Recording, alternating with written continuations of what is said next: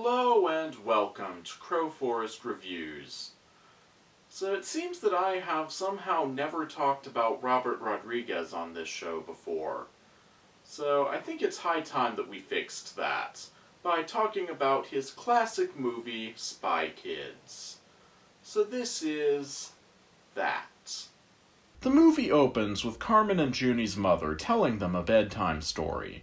She tells them the story of the two spies who fell in love after having been assigned to kill each other by their respective governments.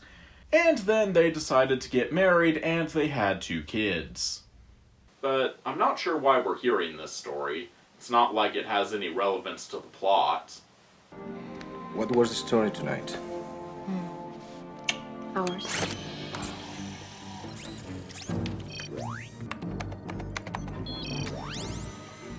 Holy shiitake mushrooms! The kids' parents were the spies in the story? I did not see that coming. So anyway, the next morning, Carmen and Junie are doing their morning spy drill. Which really should have been their first clue that their parents were spies, but oh well. Then, on the way to school, Junie watches this weird-ass kids show that I'm sure will not be important to the plot at all later. Oh, and his father almost runs over a kid. So, that's fun. So then, after a pointless fantasy sequence that I'm going to play on a loop for no reason, we cut over to this weird-looking castle on a secluded island, where that weird-ass kids show from before is being filmed. What the devil are those things? Just what the devil are these, fingerprints? Yeah, that's what I want to know. They're called thumb-thumbs. Anyway, apparently those things are robots. As are these kids who beat up this guy as a part of some kind of a demonstration. But unfortunately, they can't talk, so they won't be able to take over the world quite yet. Also, in unrelated news, several of the agency's top spies have gone missing. But I'm sure that has nothing whatsoever to do with the kids' show. So anyway, the kid's fake uncle, totally not fake uncle, comes over to babysit the kids while their parents go on a mission to locate the missing agents. And they're immediately captured.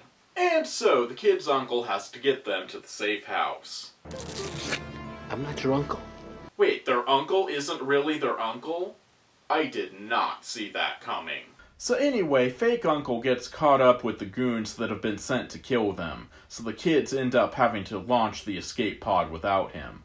But not before he manages to deliver a rather cryptic clue about something called the third brain. Find the OSS! Tell them the third brain lives!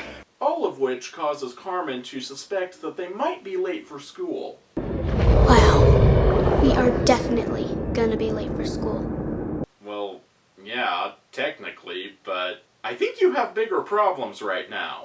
So anyway, we cut back to the captured parents, who learn that the nightmare creatures from the kids' show are actually the missing agents, who are being held prisoner after being transformed into their current forms. Well, that's horrifying. So cut back to the kids, who have managed to find their way to the safe house. And they even figure out how to use the food replicator, which creates food in McDonald's wrappers. How convenient. Back with the parents, they manage to escape captivity, only to get trapped in the holodeck. So cut back to the safe house, which turns out not to be so safe, considering that the murder goons just have a key to the place. Who thought that was a good idea? So anyway, Carmen lets it slip about the third brain, just as the third brain conveniently appears. And then the murder goons do what they do best. Murder. Actually, on second thought, they're really not all that good at murder. Though, it might still be what they're best at. So the kids escape from the murder goons via green screen effects, and then Junie falls to his death. But he's fine. Ah! Oh no, I'm falling to my death!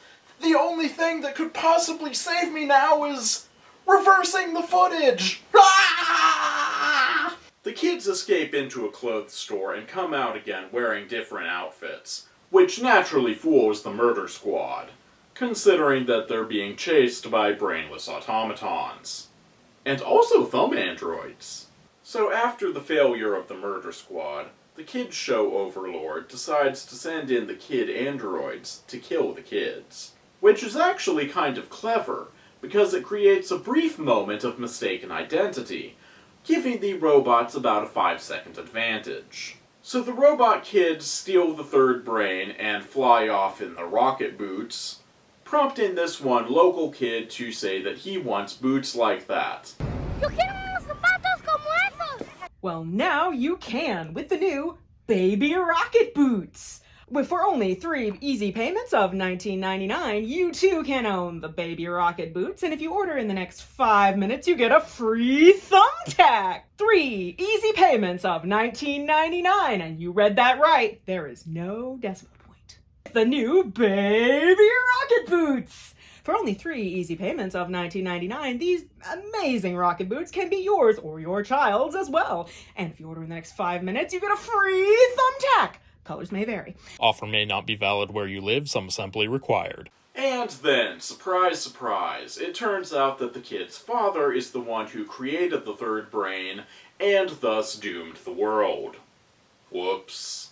The kids track down their uncle, the real one this time, but he wants nothing to do with them, mostly because he read ahead in the script and knows that he has to have a pointless redemption arc. So we get the big dramatic reveal of the real villain when the crazy kids show guy's assistant takes off his glasses and reveals that his true identity is... Holy shit, is that Monk? Anyway, it turns out that Evil Monk is the real villain of the movie, and so he has his minions drag off crazy kids show guy and lock him up. Then, back with the kids, they manage to sneak out of their uncle's house in the middle of the night, and they fly off to the castle from before to rescue their parents.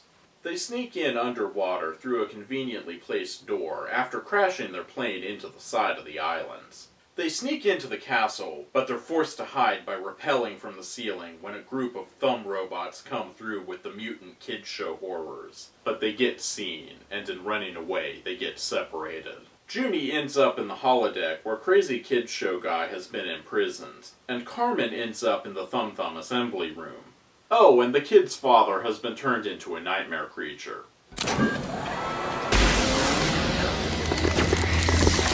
So that's fun. Junie manages to free Crazy Guy, somehow. It's a little unclear. And then he tackles Carmen to avenge Carmen. To quote another Avenger, not a great plan. The kids rescue their mother and see that their father has been mutated, but Crazy Guy says that he can reverse the process, because he seems like a reliable source of information. But apparently he was actually right somehow, because in the next scene the kid's father is back to normal. And so they decide to mutate Evil Monk, as you do. So the kids figure out how to make the robot kids good through use of technobabble, and then we see Evil Monk's new form. Well, that's horrifying! So the kids manage to get in one more fight with their robotic doppelgangers before the multimodal reflection sorting takes effect, and they manage to defeat them with gumballs and silly string. Dad! Junie! Carmen, Judy, close your eyes. We don't want you to see this, okay? Well, that's one way to save money on a fight scene. Ha! Magnetism is no match for rodent powers! Why couldn't you use the robotic death squirrels like the last guy? You know, who does that?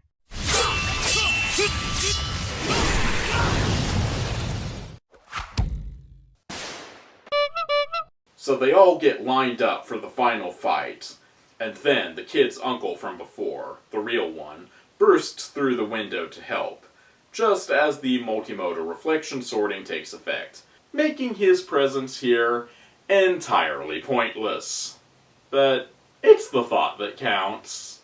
So that was Spy Kids. How was it? That was really good. I remember seeing this as a little kid and really liking it, and seeing it again now, it still really holds up. The special effects may not be the best that have ever been created, but for the budget, they're perfectly serviceable. And even some of the cheesier effects really just add to the overall tone of the movie. So, if you haven't seen this one before, or if it's been a while, you should definitely check it out. And now, in lieu of my usual kid-friendly clip of the day, I'm going to leave you with another updated rough cut of the preview for my next movie. Robert Rodriguez made his first movie, El Mariachi, for a budget of just $7,000. And now, I'm trying to make my first movie, In the Attic, for just $7,000 as well. I don't know if I'm going to succeed in that. I'm already over $3,000 in the hole, and I haven't started principal photography yet, but I'm going to try. And so, this is a rough cut of the preview for my next movie.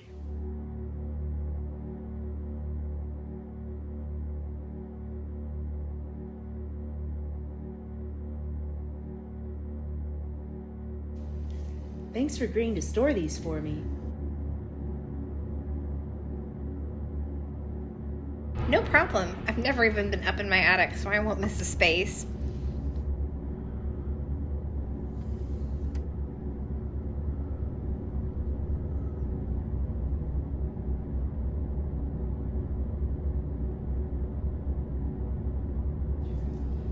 What the hell?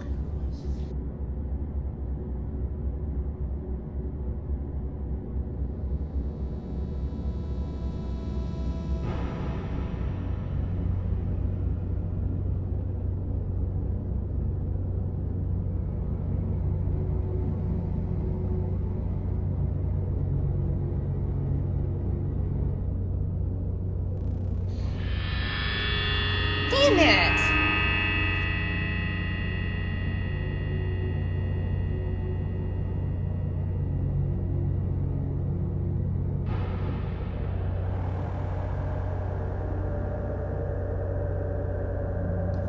Ever since I found the model of my house up in the attic, things have just been weird. Creepy.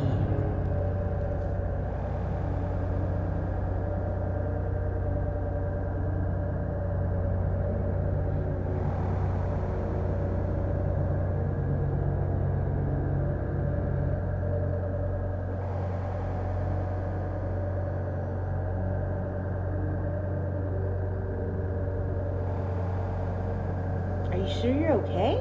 I'm fine, damn it.